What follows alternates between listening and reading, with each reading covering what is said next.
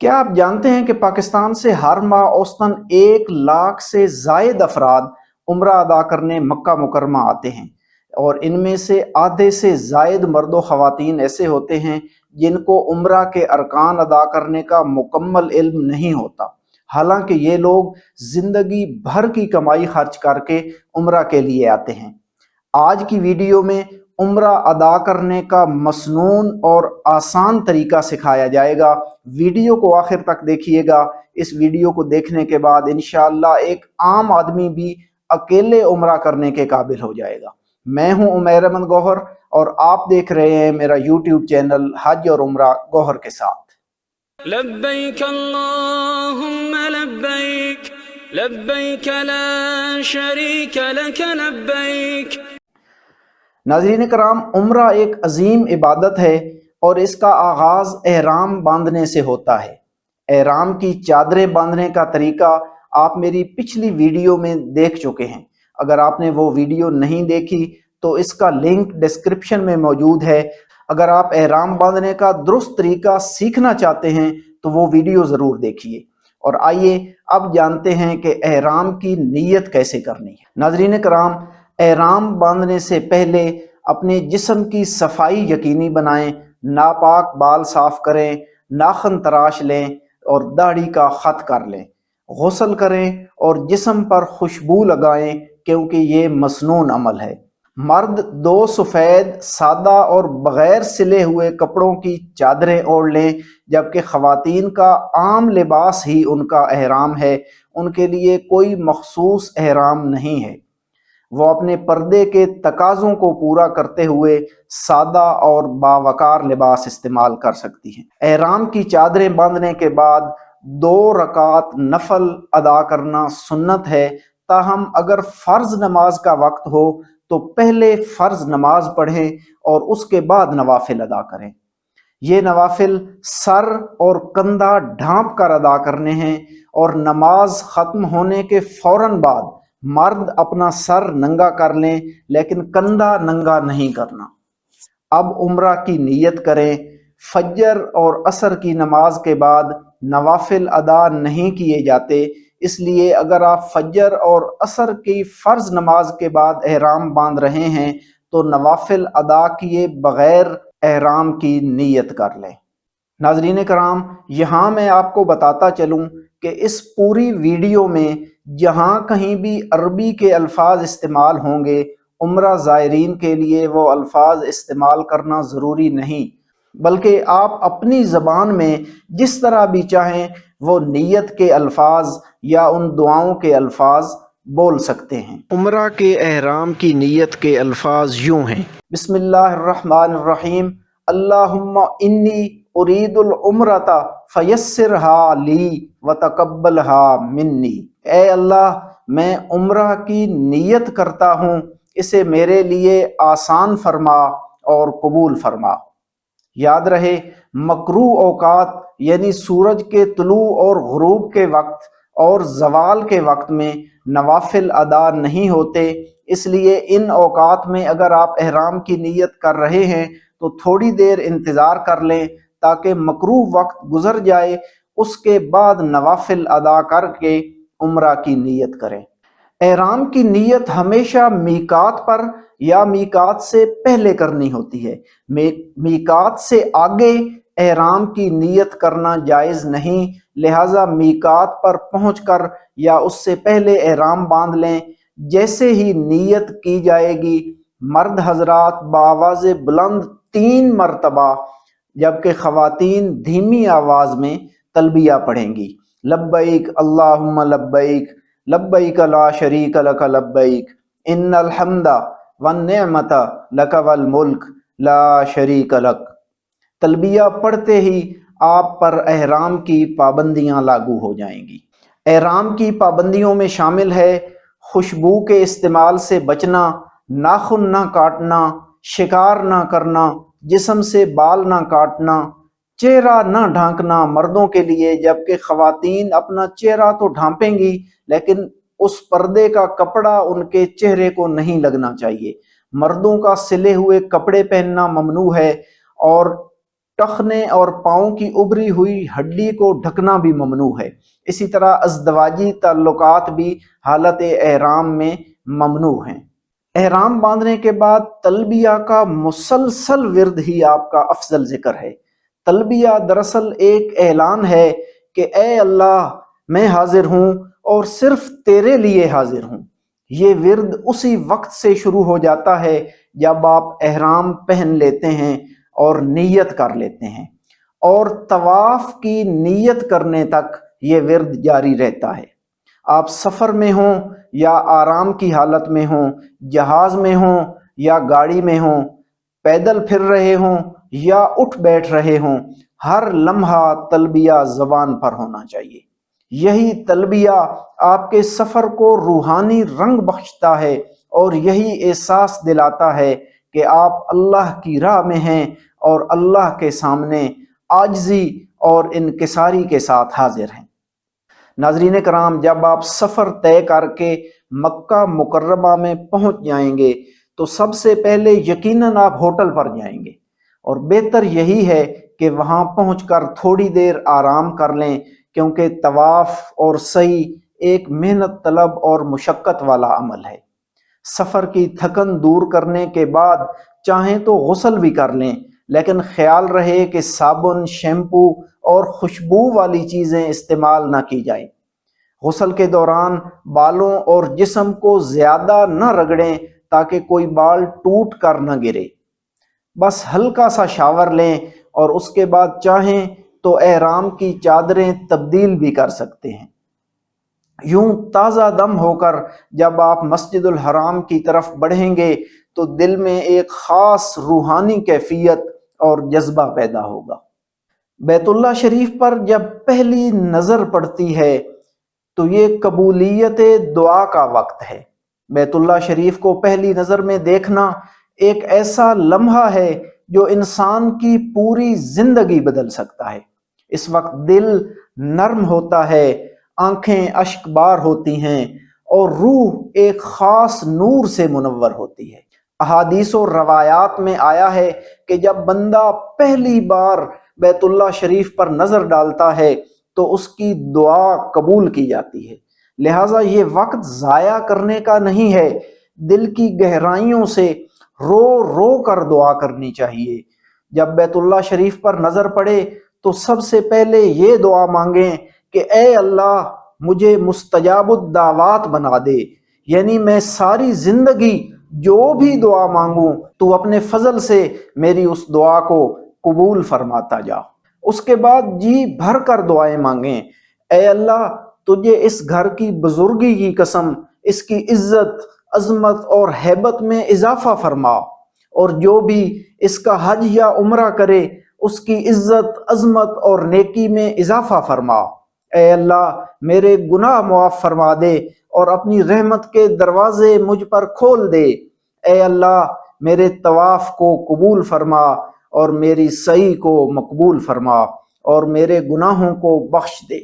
اپنے بیوی بچوں، والدین، دوست احباب اور پوری امت کے لیے ایمان، رزق حلال، خیر و برکت، مغفرت، صحت اور خاتمہ بالخیر کی دعائیں کریں۔ یہ لمحہ قبولیت کا لمحہ ہے، اس لیے اپنی زبان میں اپنے طریقے سے دل کھول کر اپنے رب سے مانگیں۔ ابتدائی دعا سے فارغ ہونے کے بعد مطاف میں آ جائیں، اور اگر فرض نماز کا وقت نہ ہو تو سب سے پہلے طواف کی نیت کریں۔ اگر فرض نماز کا وقت ہو تو پہلے فرض نماز ادا کی جائے گی، اس کی سنتیں اور نوافل مؤخر کر دیں اور پہلے طواف کریں، بعد میں سنتیں اور نوافل ادا کر سکتے ہیں۔ مطاف میں پہنچ کر تلبیہ پڑھنا ختم کر دیں۔ طواف شروع کرنے سے پہلے مرد اضطباء کریں گے، یعنی اپنا دایاں کندھا ننگا کر لیں گے۔ اس کے بعد مرد و خواتین عمرہ کے طواف کی نیت کریں گے۔ اے اللہ میں عمرہ کے طواف کی نیت کرتا ہوں، اسے میرے لیے آسان فرما اور قبول فرما۔ اب آپ حجر اسود کے بالکل سامنے آ جائیں اور اس طرح کھڑے ہوں کہ آپ کے چہرہ کے بالکل سامنے حجر اسود ہو اور آپ کی پیٹھ کے پیچھے مسجد کی بلڈنگ میں جو سبز لائٹ لگی ہوئی ہے وہ ہو۔ سب سے پہلے حجر اسود کا استقبال کیا جاتا ہے، اور اس کا طریقہ یہ ہے کہ نماز کی طرح کانوں تک ہاتھ اٹھائیں اور کہیں بسم اللہ اللہ اکبر وللہ الحمد، اور اس کے بعد ہاتھ نیچے گرا دیں۔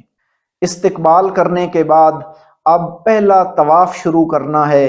طواف شروع کرنے کا طریقہ یہ ہے کہ سب سے پہلے حجر اسود کا استلام کیا جاتا ہے، یعنی حجر اسود کو بوسہ دیا جاتا ہے۔ رش کی وجہ سے آپ حجر اسود کے پاس نہیں جا سکیں گے، اس لیے دور سے ہی حجر اسود کو بوسہ دیں، اور اس کا طریقہ یہ ہے کہ استقبال کے وقت آپ نے کانوں تک ہاتھ اٹھائے تھے، اب کانوں تک ہاتھ نہیں اٹھانے، سینے کے سامنے تک ہاتھ اٹھائیں اور وہی الفاظ دوبارہ کہیں بسم اللہ اللہ اکبر وللہ الحمد۔ اس کے بعد اپنا دایاں ہاتھ چوم لیں، دائیں گھوم جائیں اور طواف کا پہلا چکر شروع کر دیں۔ ناظرین کرام، دوران طواف کوئی مخصوص دعا نہیں ہے، آپ جو جی چاہے مانگیں اور جتنا جی چاہے مانگیں، اس یقین سے مانگیں کہ دینے والی صرف اللہ کی ذات ہے، اور آپ جو بھی مانگیں گے انشاءاللہ اس سے بڑھ کر آپ کو ملے گا۔ رو رو کر، گڑ گڑا کر اللہ سے مانگیں کہ اے اللہ، دوران طواف پیارے نبی حضرت محمد مصطفیٰ صلی اللہ علیہ وسلم نے جو خیر و برکتیں اور بھلائیاں مانگیں، یا اللہ مجھے اور میرے خاندان کو وہ تمام خیر و برکتیں نصیب فرما، اور دوران طواف پیارے نبی نے جن شرور سے پناہ مانگی، مجھے اور میرے خاندان کو ان تمام شرور سے پناہ عطا فرما۔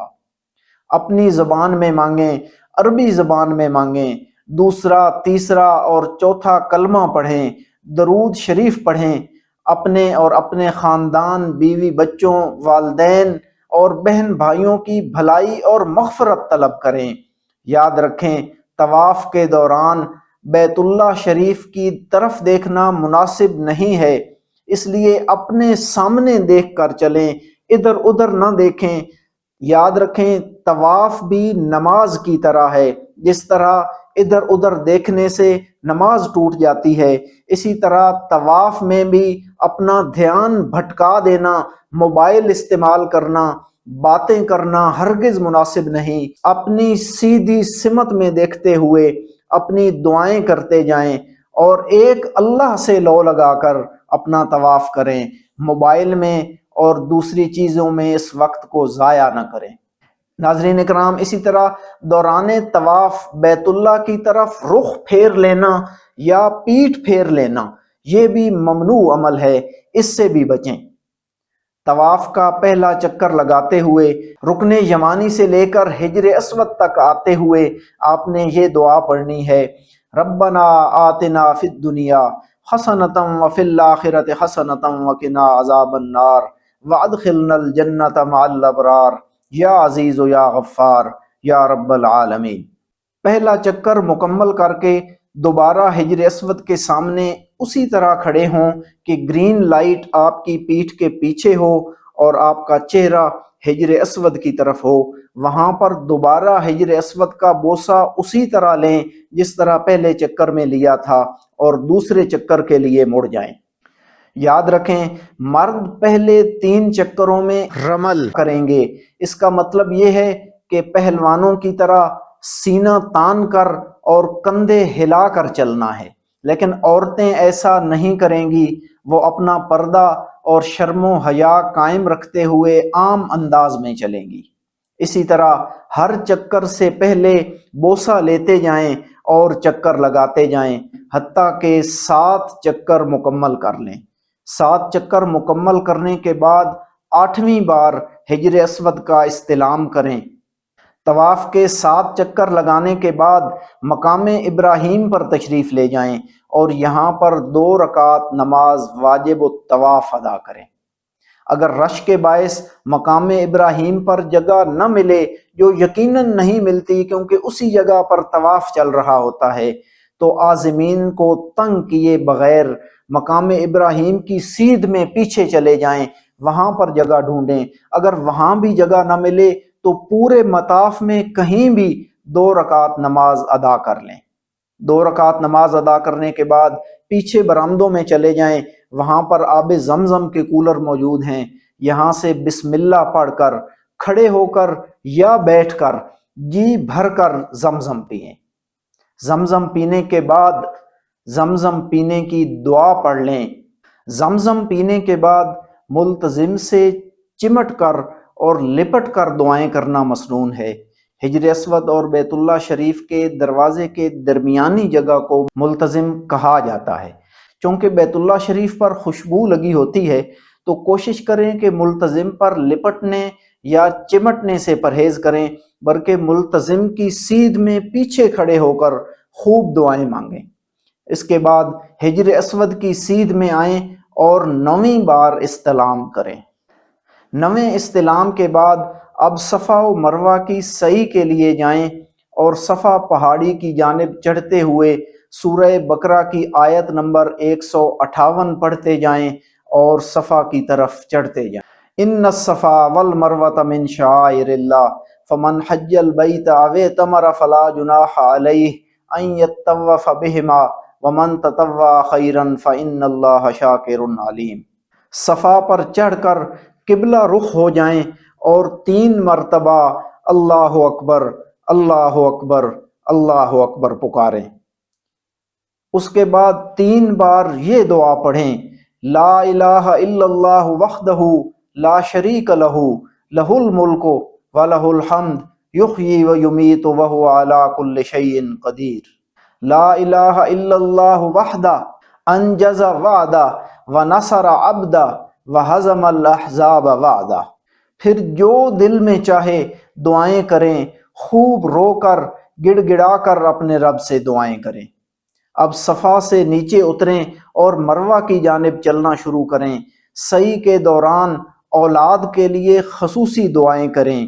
جب سبز رنگ کی لائٹوں پر پہنچیں تو وہاں پر مرد حضرات تھوڑا تیز چلیں، دوڑنے کی ضرورت نہیں ہے، لیکن عورتیں بالکل نارمل انداز سے ہی چلتی جائیں اور یہ دعا پڑھیں، رب اغفر وارحم انک انت الاعز الاکرم۔